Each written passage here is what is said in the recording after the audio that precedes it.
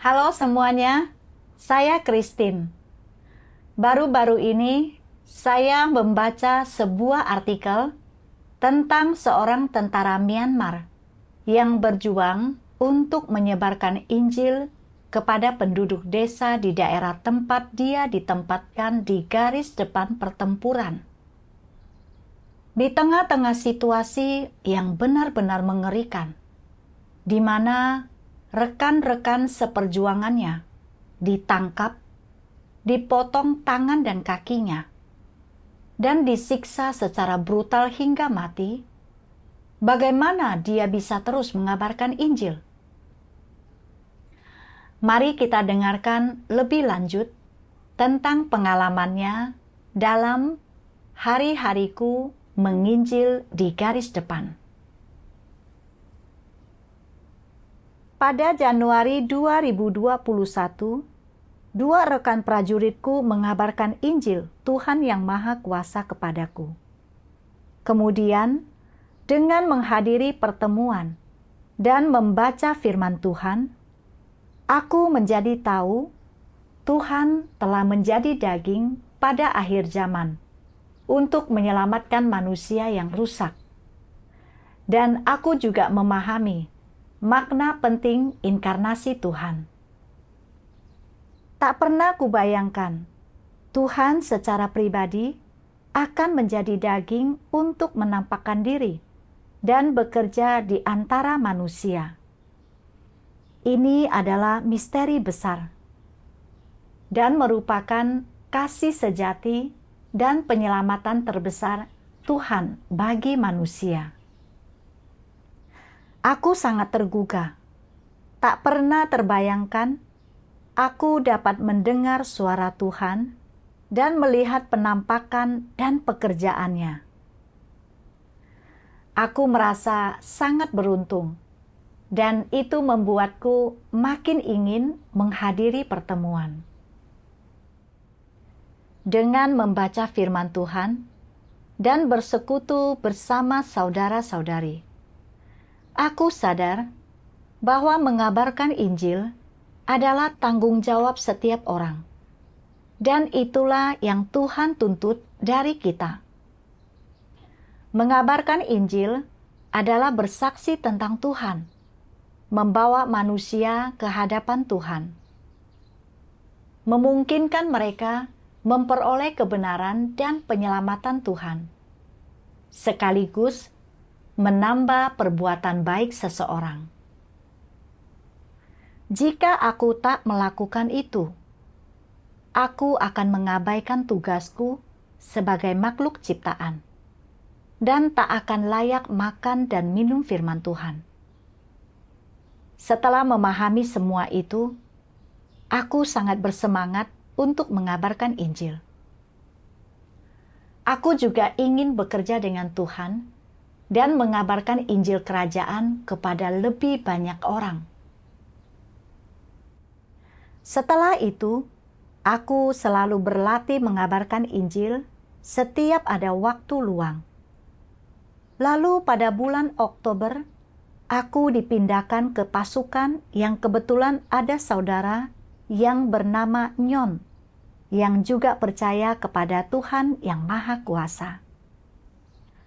Aku bekerja dengannya untuk mengabarkan Injil kepada rekan-rekanku. Suatu ketika, aku mengundang sekitar 20 prajurit lainnya untuk datang mendengarkan khotbah kami. Dan aku bersama saudara Nyon bersaksi kepada mereka tentang pekerjaan Tuhan Yang Maha Kuasa pada akhir zaman. Setelah mencari dan menyelidiki, 20 prajurit ini akhirnya menerima Injil. Aku sangat senang dan menjadi lebih percaya diri dalam mengabarkan Injil. Aku dipindahkan ke garis depan ketika perang saudara terjadi di Myanmar. Aku melihat beberapa foto warga sipil yang dipukuli dan terluka, dan beberapa dari mereka yang diselamatkan dari kamp musuh juga memberitahu kami bahwa setelah ditangkap, mereka harus memasak untuk tentara musuh. Dan para tentara itu juga memaksa mereka berperang. Mereka akan menembak dan membunuh orang-orang yang tak mau berperang. Beberapa rumah warga sipil juga ikut terbakar akibat pertempuran tersebut. Dan mereka terpaksa hidup bersembunyi di hutan.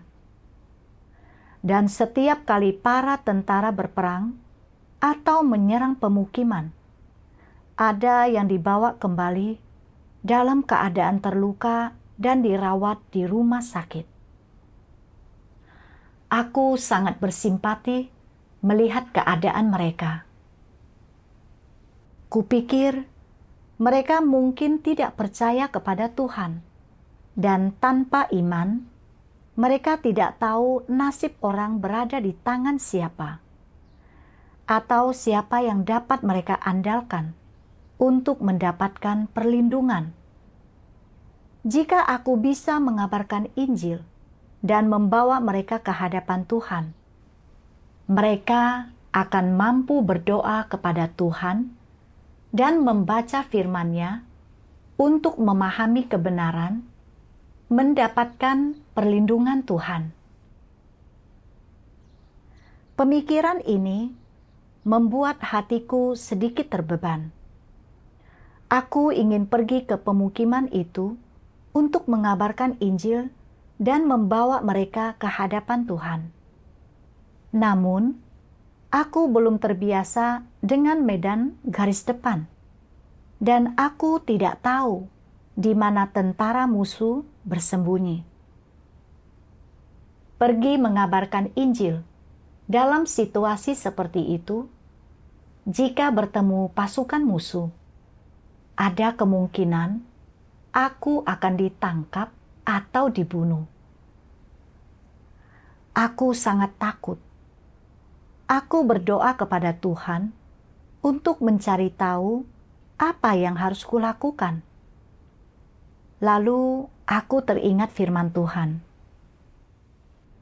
Engkau tahu bahwa segala sesuatu di lingkungan sekitarmu berada di sana atas seizinku. Semuanya diatur olehku. Lihatlah dengan jelas dan puaskanlah hatiku di lingkungan yang telah kuberikan kepadamu. Jangan takut, Tuhan yang Maha Kuasa atas alam semesta pasti akan menyertaimu. Dia berdiri di belakang engkau semua, dan Dia adalah perisaimu. Aku sadar, aku takut keluar dan mengabarkan Injil, dan ditangkap atau dibunuh oleh pasukan musuh. Karena aku belum punya pemahaman yang benar tentang kemahakuasaan Tuhan dan kekuasaannya atas segalanya, dan aku tak punya iman. Aku juga memahami semua situasi yang kuhadapi setiap hari ini, besar dan kecil, dikuasai dan diatur oleh Tuhan. Entah aku akan ditangkap musuh atau tidak, itu juga berada di tangan Tuhan. Betapapun berbahayanya situasinya, jika Tuhan tidak mengizinkannya, mereka tak akan mampu menangkapku. Dan meskipun suatu hari musuh benar-benar menangkapku, entah aku hidup atau mati, sepenuhnya terserah Tuhan. Aku harus tunduk pada situasi yang Tuhan atur. Dipindahkan ke garis depan juga mengandung maksud baik Tuhan. Warga sipil di sana tinggal di lingkungan yang berbahaya, tanpa seorang pun yang mengabarkan Injil kepada mereka. Mereka belum mendengar suara Tuhan. Mungkin ada orang di sana yang ingin Tuhan selamatkan. Aku harus memikirkan kehendak Tuhan, mengabarkan Injil dan bersaksi tentang Tuhan, sehingga mereka dapat dibawa ke hadapan Tuhan. Saat menyadari hal ini, aku tidak merasa terlalu takut. Aku merasa siap untuk mengandalkan Tuhan dan mengabarkan Injil di lingkungan itu. Lalu, aku mulai mengabarkan Injil kepada penduduk setempat. Tetapi menghadapi kesulitan baru, penduduk di sana berbahasa Dai. Aku hanya tahu sedikit bahasa sederhana sehari-hari, seperti sudah makan dan mau kemana. Aku tidak mampu mengabarkan Injil kepada mereka. Aku merasa sangat cemas. Aku ingin menginjil, tapi tidak tahu bahasanya, dan rasanya sangat sulit. Aku berdoa kepada Tuhan, "Ya Tuhan, aku ingin mengabarkan Injil, tapi tidak tahu bahasa mereka. Kumohon, bimbinglah aku dan bukakan jalan untukku." Suatu ketika dalam pertemuan online, seorang saudari membagikan satu bagian firman Tuhan yang sangat membantuku. Tuhan yang Maha Kuasa berfirman, "Tuhan menyempurnakan mereka yang sungguh-sungguh mengasihinya, dan semua orang yang mengejar kebenaran di berbagai lingkungan. Dia memampukan manusia untuk mengalami firman-Nya melalui berbagai lingkungan atau ujian. Sehingga dengan cara demikian, mereka memperoleh pemahaman akan kebenaran, pengenalan yang benar akan Dia, dan pada akhirnya memperoleh kebenaran. Mereka yang tidak menempuh jalan mengejar kebenaran yang terang itu akan selamanya hidup di bawah kuasa iblis, dalam dosa dan kegelapan yang kekal dan tanpa harapan. Dapatkah engkau semua memahami maksud dari perkataan ini? Aku harus mengejar kebenaran dan melaksanakan tugasku dengan segenap hati dan pikiranku. Ketika engkau diminta untuk melaksanakan tugas tertentu, dan tugas itu dipercayakan kepadamu, jangan berpikir tentang bagaimana menghindari kesulitan.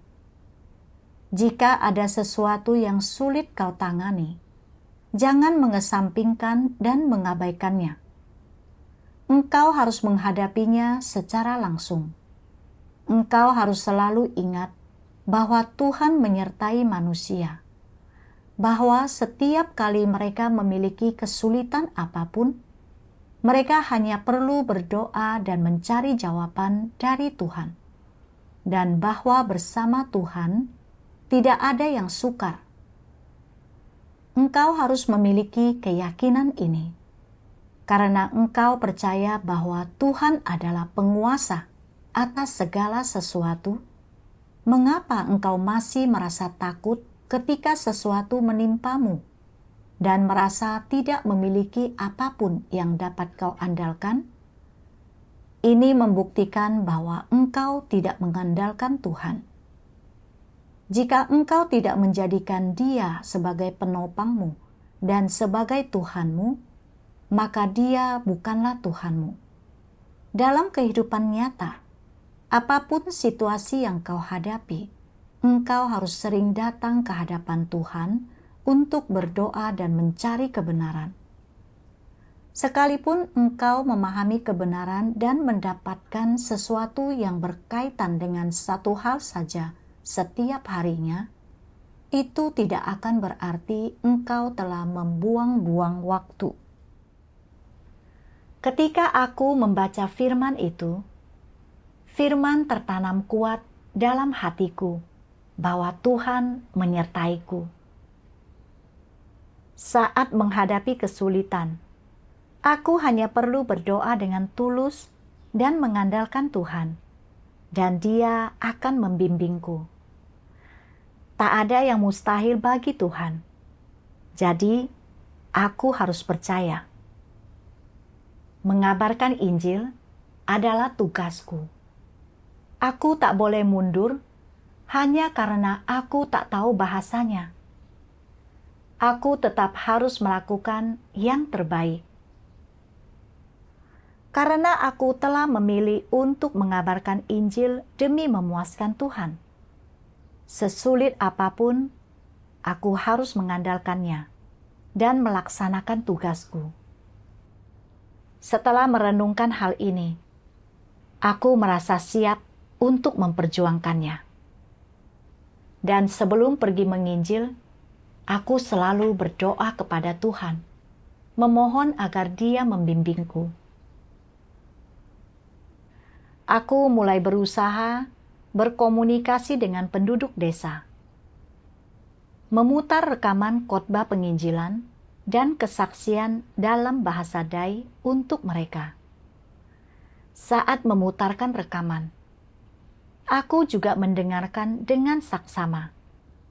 Dan seusai mendengar satu rekaman, aku selalu bersekutu kepada mereka dan menambahkan sedikit dalam bahasa Dai yang sudah kupelajari. Setelah bekerja seperti itu selama 2 atau 3 hari, 9 orang menerima Injil. Aku sangat bersyukur kepada Tuhan, dan imanku semakin dikuatkan untuk mengabarkan Injil. Suatu hari, pasukan musuh memposting sebuah video di WeChat. Aku melihat setelah menangkap tentara kami, pasukan musuh menyiksa mereka. Ada yang tangannya dipotong, ada yang kakinya dipotong, dan mereka pernah menggorok leher orang seperti menyembelih babi. Mereka bahkan mengeluarkan jantung mereka dengan pisau.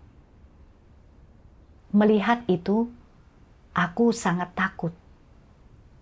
Kupikir, aku pergi ke pemukiman setiap malam untuk mengabarkan Injil. Akankah aku ditangkap oleh musuh?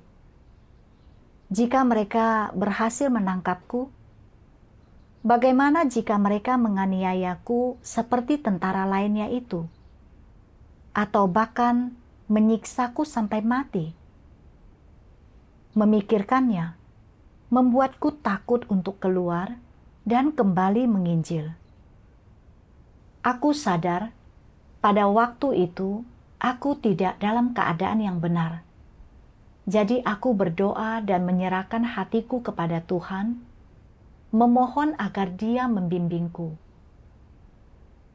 Kemudian, aku membaca satu bagian firman Tuhan yang memberiku keyakinan dan kekuatan.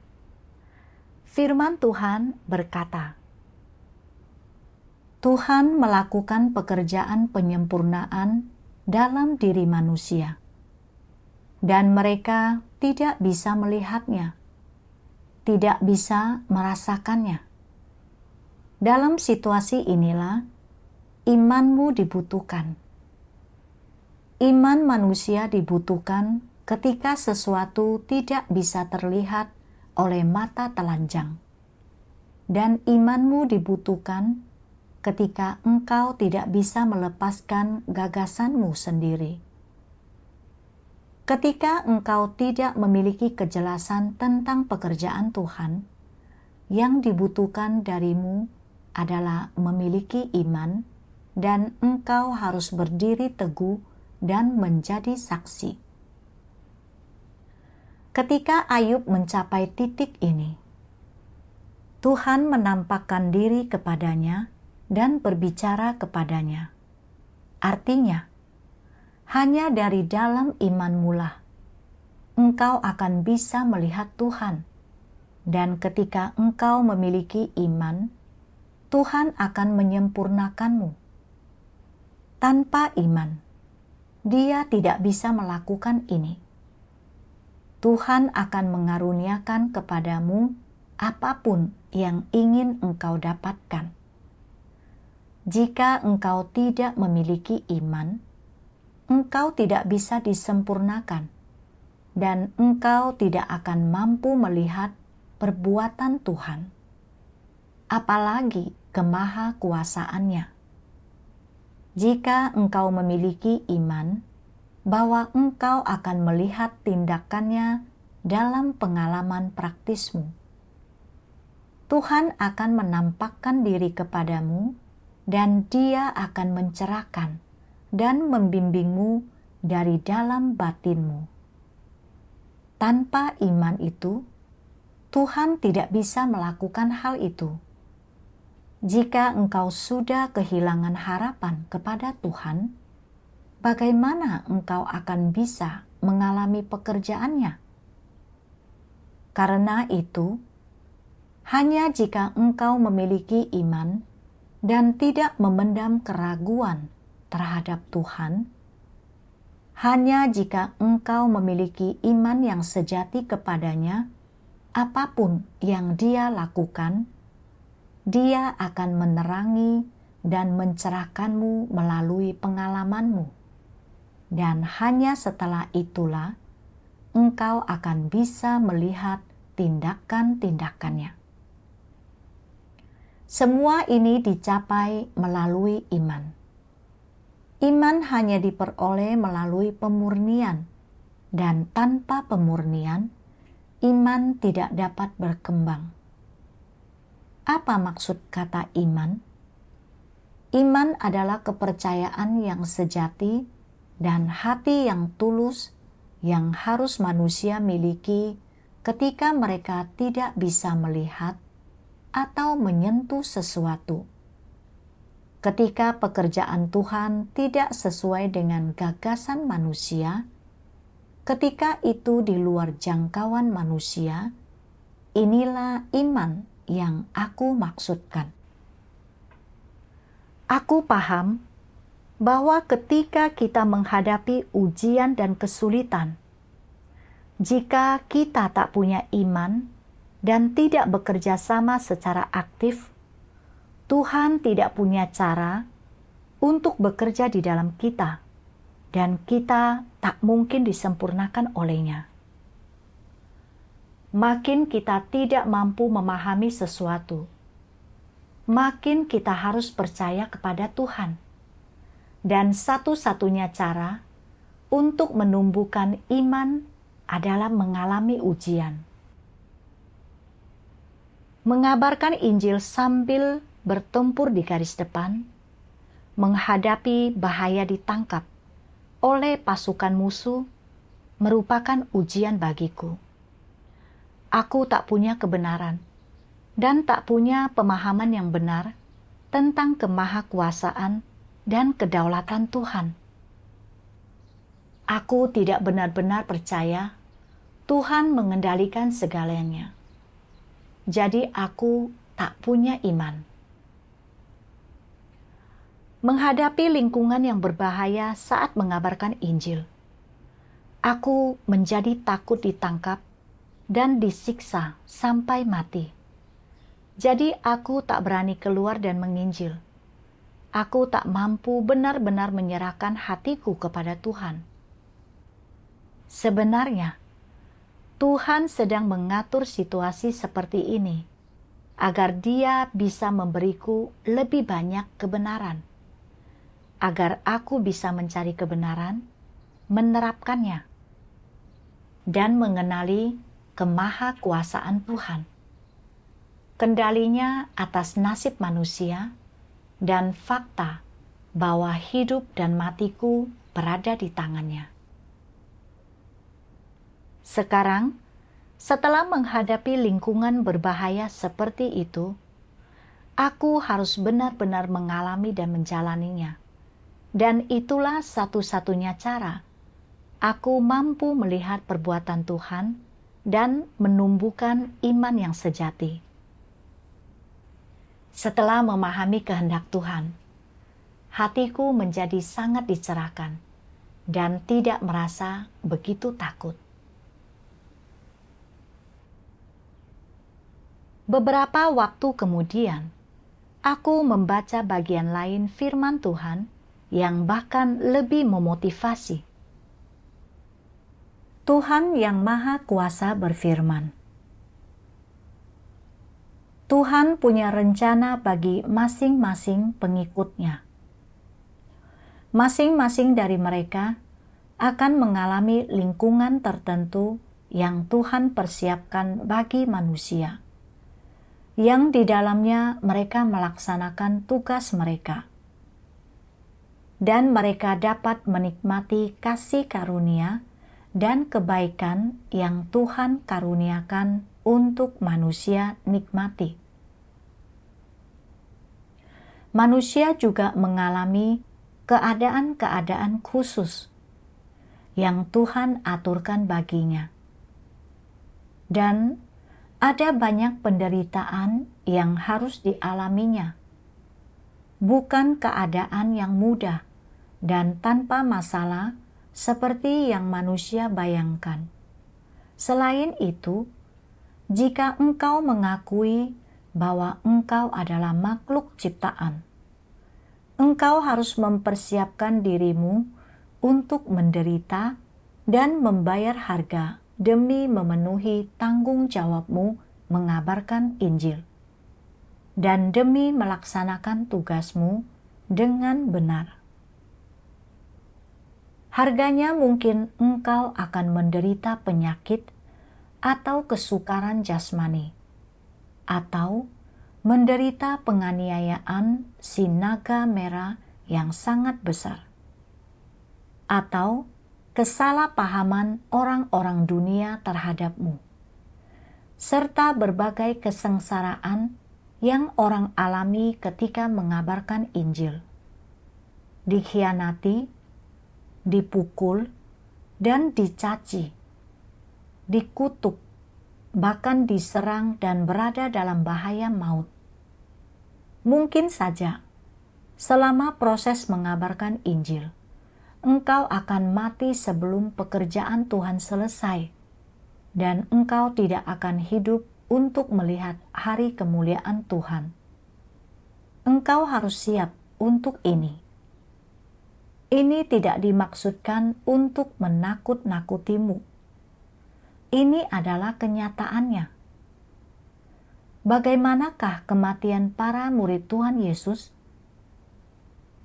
Di antara para murid, ada yang dirajam, diseret di belakang kuda, disalibkan terbalik, dikoyak-koyakan oleh 5 ekor kuda.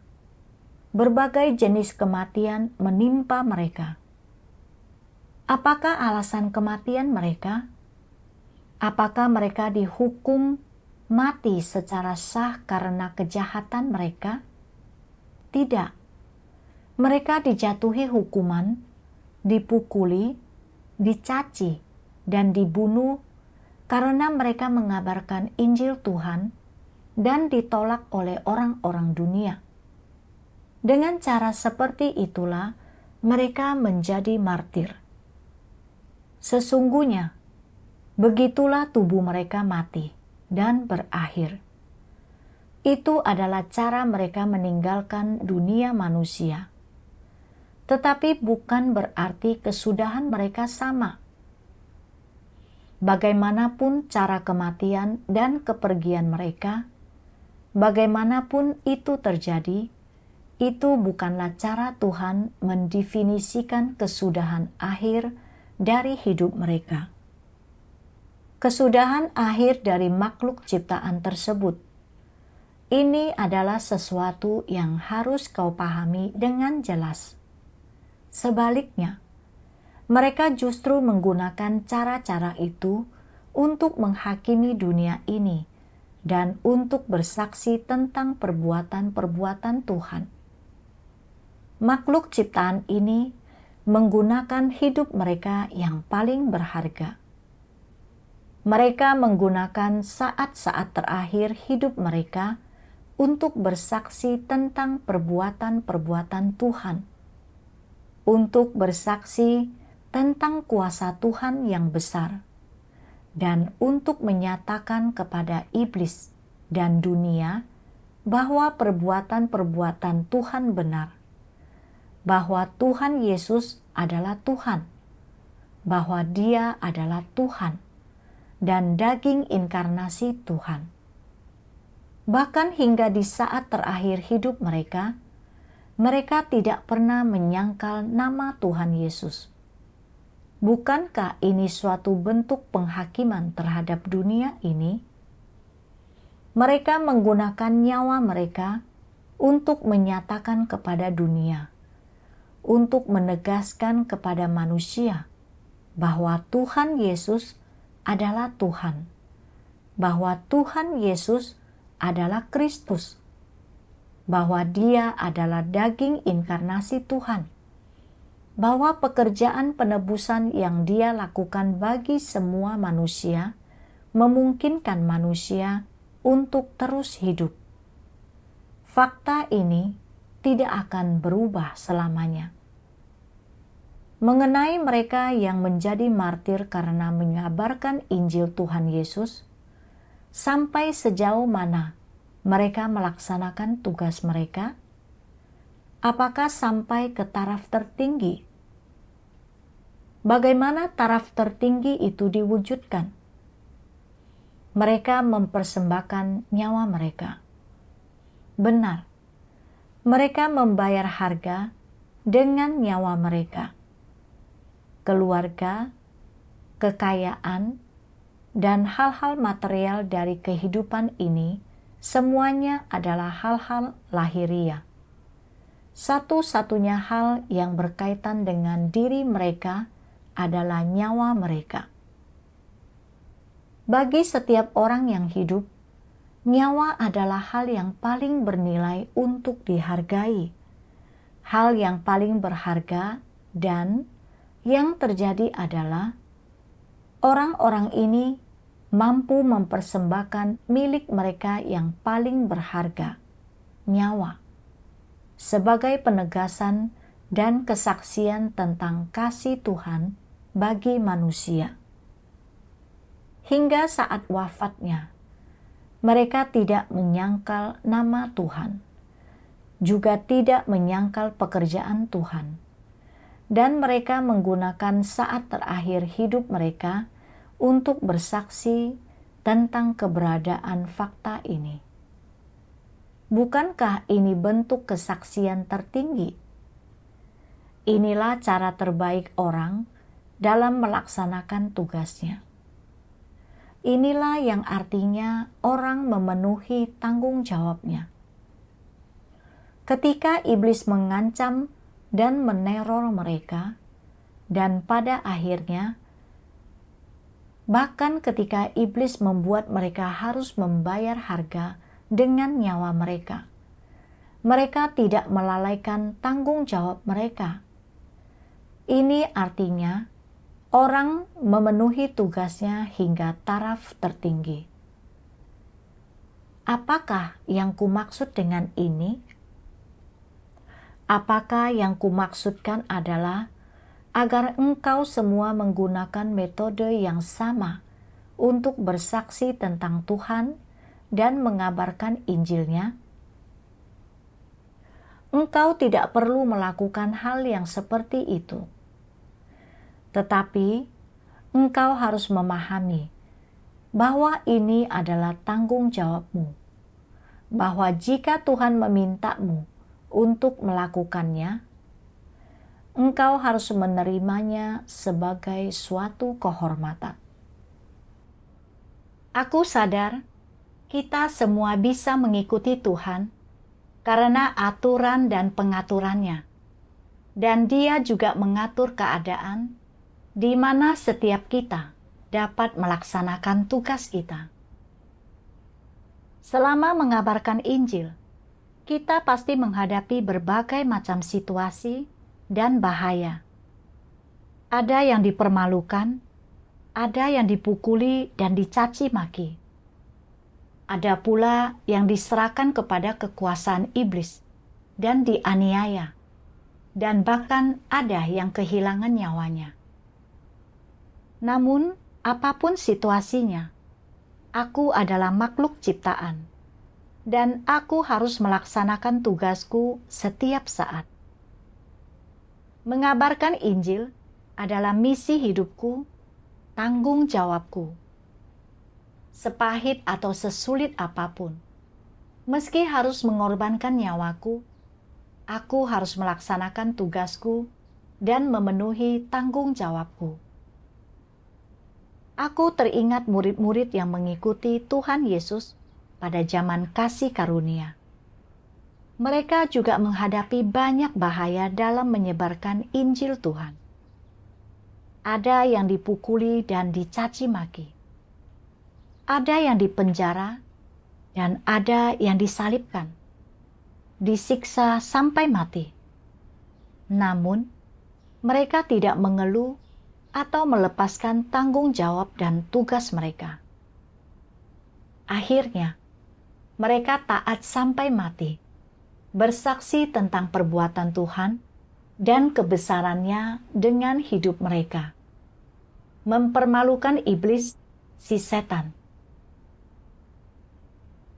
Mereka mati bukan karena melakukan sesuatu yang buruk, melainkan karena memberi kesaksian tentang nama Tuhan, dan bahwa Tuhan Yesus adalah Tuhan atas ciptaan.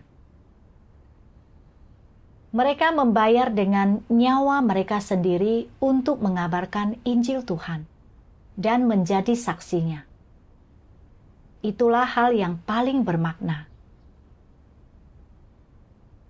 Mereka melaksanakan tanggung jawab mereka.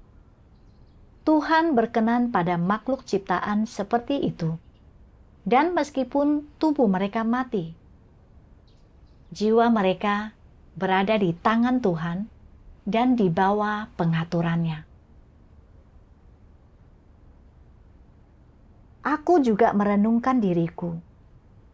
Ketika sudah melibatkan kematian, aku merasa takut dan tak ingin keluar untuk mengabarkan Injil. Aku masih memikirkan keselamatanku sendiri. Yang benar-benar kusayangi adalah nyawaku sendiri. Kupikir aku bisa mengendalikan nasibku. Asalkan tidak keluar dan menginjil, aku tak akan menghadapi bahaya atau kematian. Tapi sekarang, aku paham. Hanya karena tidak pergi mengabarkan Injil, tidak berarti aku pasti aman. Aku ditugaskan untuk berjaga, yang pada dasarnya berbahaya, dan aku bisa disergap. Selain itu, ketika kami pergi mengambil air atau membeli sesuatu dari penduduk setempat, itu juga berbahaya. Kami bisa diserang oleh tentara musuh kapan saja.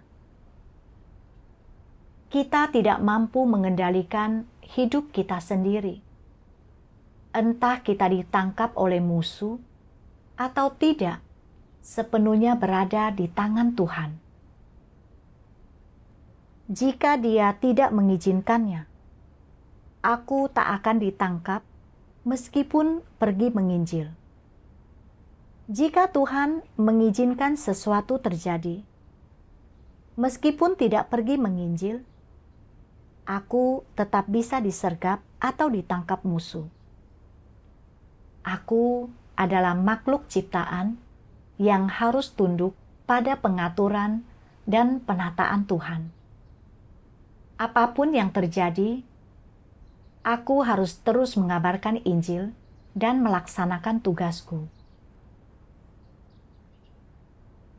Jika aku menemukan alasan untuk tidak mengabarkan Injil dan bersaksi tentang Tuhan, tidak melaksanakan tugasku, meskipun secara fisik aku masih hidup, bagi Tuhan, aku kehilangan fungsiku sebagai makhluk ciptaan, dan hidupku tak akan ada artinya.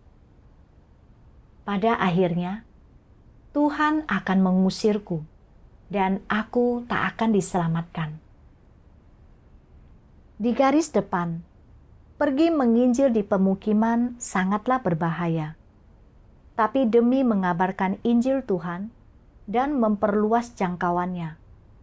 Aku tak boleh menyayangkan nyawaku, tapi harus menghadapi kemungkinan akan mati dengan benar. Dan bila perlu, mengorbankan nyawaku agar bisa tetap menginjil. Dengan demikian, melaksanakan tanggung jawabku. Itu adalah kesaksian dan cara terbaik untuk melaksanakan tugasku. Aku juga memahami, aku adalah makhluk ciptaan dan pengikut Tuhan.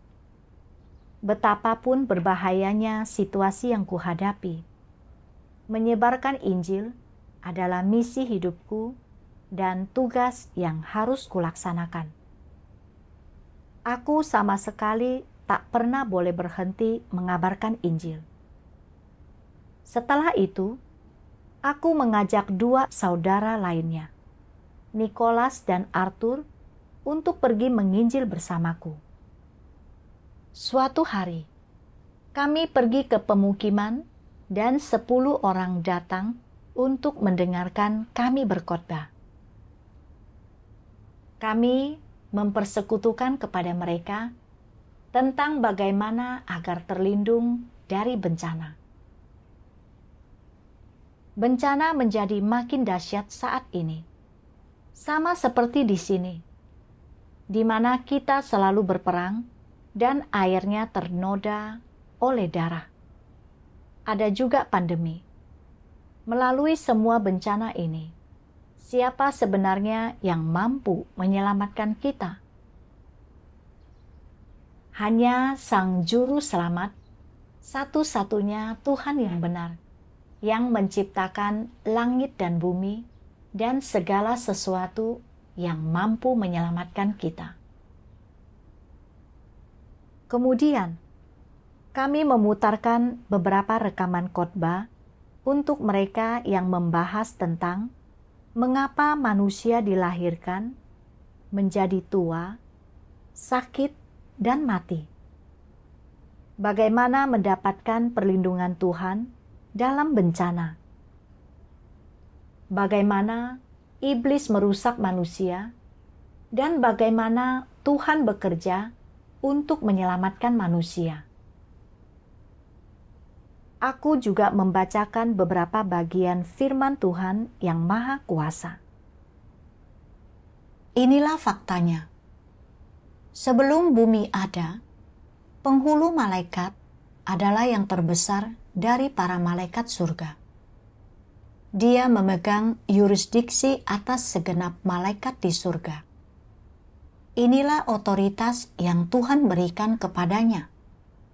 Kecuali Tuhan, penghulu malaikat adalah yang terbesar dari segenap malaikat surga.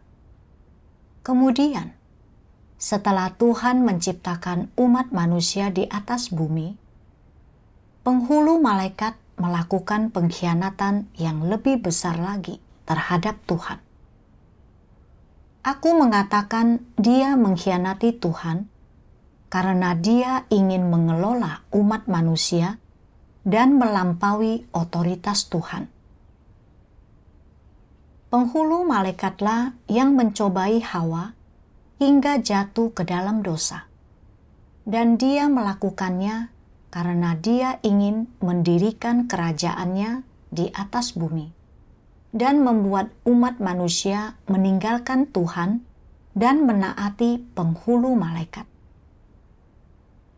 Penghulu malaikat melihat bahwa ada banyak hal yang dapat menaatinya. Para malaikat dapat menaatinya. Demikian juga manusia di atas bumi. Burung dan binatang, pohon, hutan, gunung, sungai, dan segala sesuatu di atas muka bumi berada di bawah pemeliharaan manusia, yaitu Adam dan Hawa. Sementara Adam dan Hawa menaati penghulu malaikat. Oleh karenanya, penghulu malaikat ingin melampaui otoritas Tuhan dan mengkhianati Tuhan. Setelah itu, Dia memimpin banyak malaikat dalam pemberontakan melawan Tuhan, yang kemudian menjadi berbagai macam roh najis. Bukankah perkembangan manusia sampai hari ini disebabkan oleh perusakan dari sang penghulu malaikat? Umat manusia menjadi seperti sekarang ini hanya karena penghulu malaikat mengkhianati Tuhan dan merusak manusia. Pertama-tama, orang harus memahami dari manakah asalnya penderitaan karena kelahiran, usia tua, penyakit, dan kematian yang terjadi sepanjang hidup mereka. Dan mengapa manusia menderita semua hal ini? Bukankah semua penderitaan ini tidak ada ketika manusia pertama kali diciptakan? Berasal dari manakah semua penderitaan ini? Penderitaan ini muncul setelah manusia dicobai dan dirusak oleh iblis, dan mereka kemudian menjadi merosot. Penderitaan yang dialami daging manusia, masalah, kehampaan, dan segala hal buruk di dunia manusia, semuanya muncul setelah iblis merusak manusia. Setelah manusia dirusak oleh iblis, iblis mulai menyiksa manusia, sehingga manusia jatuh semakin dalam. Penyakit mereka menjadi jauh lebih parah. Penderitaan mereka menjadi jauh lebih besar. Dan manusia semakin merasakan betapa dunia ini hampa dan menyedihkan. Betapa tidak mungkin baginya untuk bertahan hidup di dunia ini. Dan bahwa hidup di dunia ini menjadi makin tanpa harapan. Jadi, semua penderitaan yang menimpa manusia disebabkan oleh iblis dan muncul setelah iblis merusak manusia dan mereka menjadi merosot. Segala bencana akan terjadi susul-menyusul. Semua bangsa dan semua tempat akan mengalami bencana, wabah, kelaparan, banjir, kekeringan, dan gempa bumi di mana-mana. Bencana-bencana ini terjadi bukan di satu atau dua tempat saja, juga tidak akan berakhir dalam 1 atau 2 hari. Sebaliknya, bencana-bencana ini akan meluas ke wilayah yang lebih besar lagi dan akan bertambah parah. Selama waktu ini, segala macam wabah serangga akan muncul berturut-turut dan fenomena kanibalisme akan terjadi di semua tempat. Inilah penghakimanku atas semua suku dan bangsa. Mereka mendengarkan firman ini dan menganggapnya luar biasa. Ada yang berkata, "Kami belum pernah mendengar firman seperti itu sebelumnya." Firman itu luar biasa, sangat menggugah. Ada yang berkata, "Terima kasih banyak telah datang dan mengabarkan Injil ini. Memungkinkan kami mendengar suara Tuhan." Dan yang lain berkata, "Kuharap engkau datang lagi." 10 orang itu menerima Injil hari itu setelah mendengarkannya. Aku memberitahu mereka bahwa kami akan kembali malam itu dan mendorong mereka untuk membawa teman dan kerabat mereka juga. Mereka membawa belasan orang lagi malam itu. Setelah orang-orang itu mendengarkan rekaman khotbah dan firman Tuhan, mereka semua menerima Injil dan berjanji akan datang mendengarkan ketika mereka punya waktu di malam hari. Aku merasa sangat bahagia.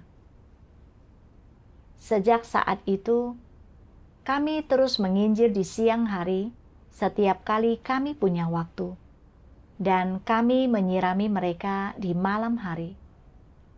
Setelah penyiraman, kami selalu menyelinap kembali ke pos kami.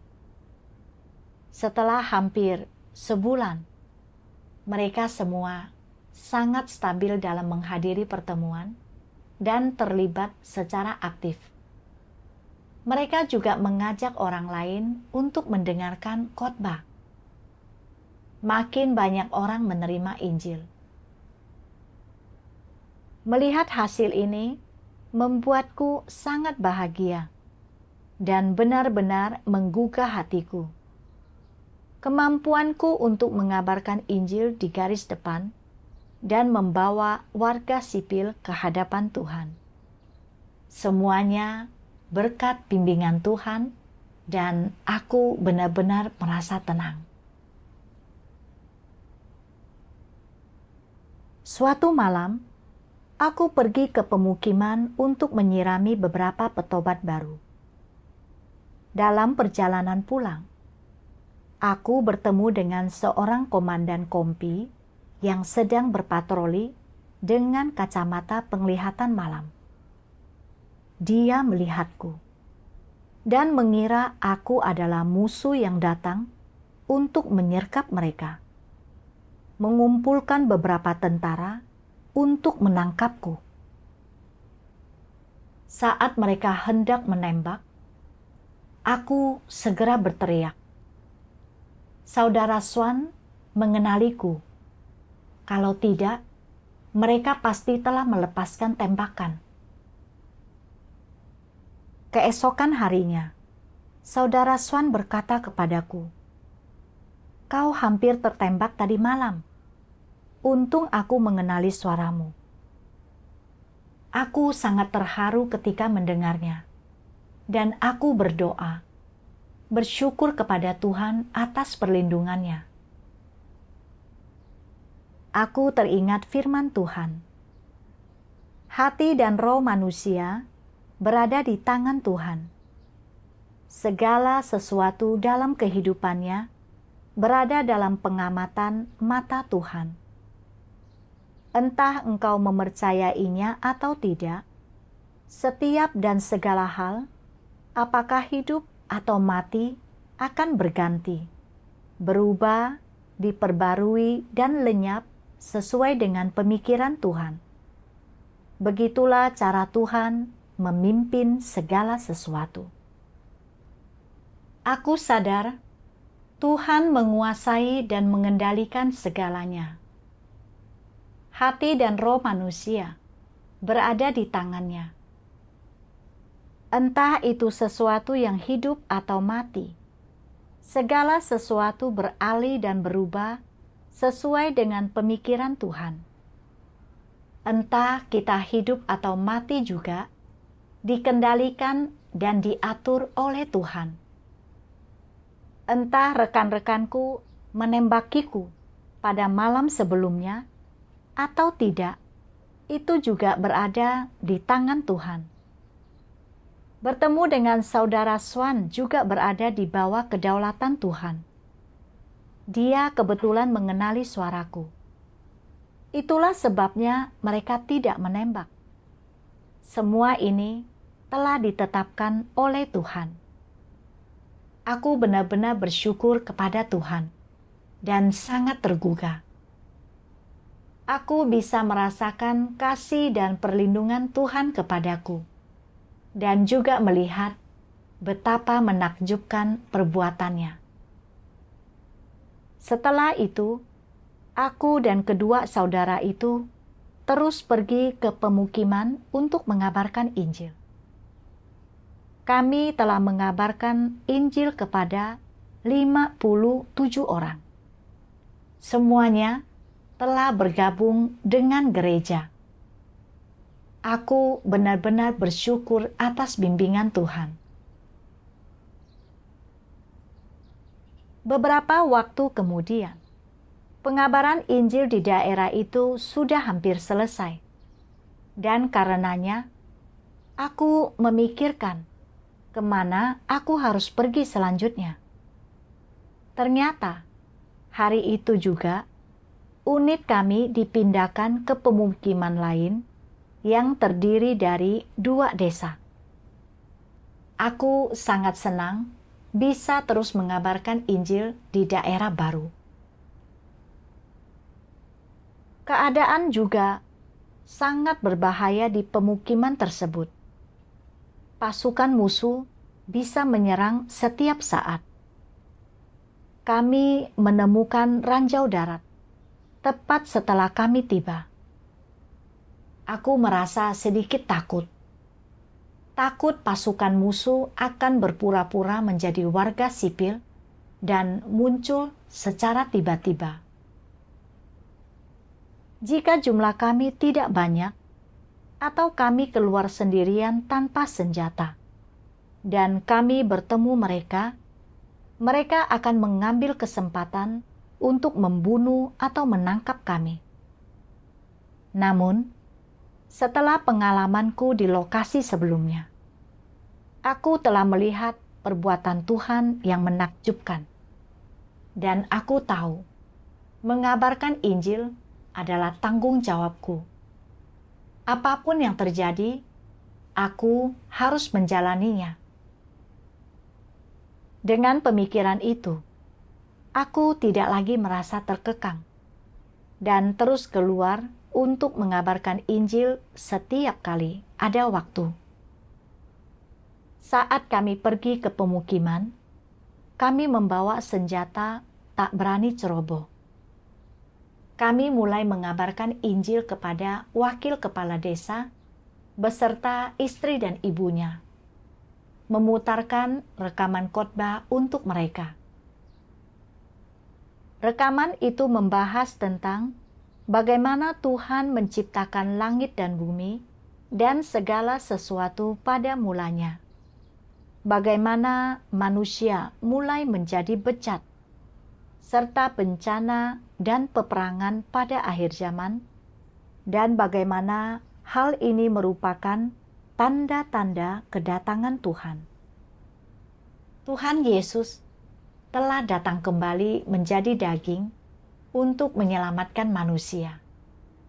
Dia adalah Kristus akhir zaman, Tuhan yang Maha Kuasa. Dia mengungkapkan kebenaran, melakukan pekerjaan penghakiman pada akhir zaman untuk memurnikan dan menyelamatkan manusia, sehingga kita dapat terhindar dari kejahatan dan bencana. Kita mampu memperoleh keselamatan dari Tuhan dan masuk kerajaan surga hanya jika kita datang ke hadapan Tuhan yang Maha Kuasa. Mereka mendengarkan kesaksian ini, dan semua mengatakan itu luar biasa. Wakil kepala desa itu berkata, "Izinkan aku mengambil buku catatan untuk menuliskan apa yang barusan kau katakan, agar dapat membacanya lebih lanjut nanti." Kubilang, "Jangan khawatir, kami akan kembali besok. Bisakah kau undang beberapa orang lain untuk mendengarkan juga?" Dia menjawab, "Yang kau katakan itu bagus, dan itu benar. Aku wakil kepala desa, jadi aku harus mengundang penduduk desa untuk mendengarkannya bersama-sama." Keesokan harinya, dia membawa beberapa orang lain untuk mendengarkan khotbah kami. Akhirnya, 94 orang dari kedua desa tersebut menerima pekerjaan Tuhan yang Maha Kuasa pada akhir zaman. Aku sangat bersyukur kepada Tuhan yang telah mengaturku untuk pergi ke sana, sehingga aku dapat mengabarkan Injil dan melaksanakan tugasku yang merupakan pemuliaan Tuhan. Aku merasa sangat bersyukur kepada Tuhan. Melewati semua itu memberiku pengalaman pribadi bahwa Tuhan berkuasa atas nasib manusia, dan hidup serta mati kita berada di tangan-Nya.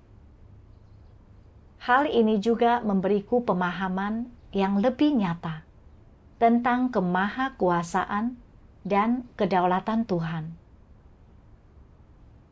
Sebelumnya, ketika belum tiba di garis depan, aku sadar menjadi prajurit itu berbahaya, dan aku berdoa dan menyerahkan hidup dan matiku di tangan Tuhan. Tapi, sebelum aku benar-benar tiba di sana, aku tak menyadari betapa kecilnya imanku kepada Tuhan. Lalu, setiap kali aku menghadapi situasi berbahaya dan merasa takut serta tak beriman, firman Tuhanlah yang menopang dan membimbingku, memberiku iman dan kekuatan. Itulah satu-satunya alasan aku tidak mundur dan meninggalkan tugasku. Aku benar-benar bersyukur kepada Tuhan karena memberiku pengalaman seperti itu. Dimanapun aku berada kelak, betapapun berbahayanya tempat itu, mengabarkan Injil Tuhan adalah misi hidupku. Aku harus beriman kepada Tuhan, menyerahkan hatiku kepadanya, dan melaksanakan tugasku sebagai makhluk ciptaan. Syukur kepada Tuhan yang Maha Kuasa. Sekian untuk artikel kali ini. Terima kasih semuanya telah menonton, dan sampai jumpa lagi di lain waktu.